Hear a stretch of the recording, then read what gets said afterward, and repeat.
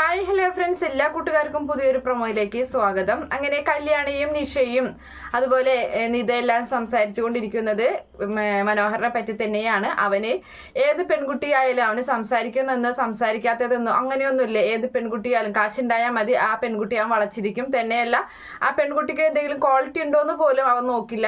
അവന് പണമല്ലേ വലുത് എന്നൊക്കെ ഇങ്ങനെ പറഞ്ഞങ്ങനെ ഇരിക്കുന്നുണ്ട്. അതേ സമയത്ത് രാഹുലാണെങ്കിൽ പ്രകാശനോടും വിക്രത്തിനോടും പറയാണ്, നമ്മൾ അവൻ്റെ ആ ചന്ദ്രസേനന്റെ ബോഡി കാണാൻ സന്തോഷത്തോടു കൂടി ചെന്നതല്ലേ, എന്നിട്ട് നമുക്ക് നമ്മളെല്ലാവരും അടിച്ചിറക്കിയതല്ലേ ചെയ്തത്.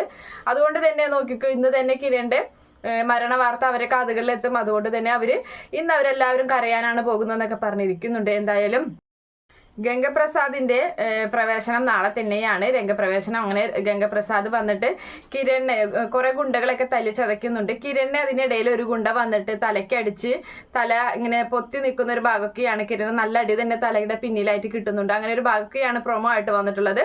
Okay friends, by, thank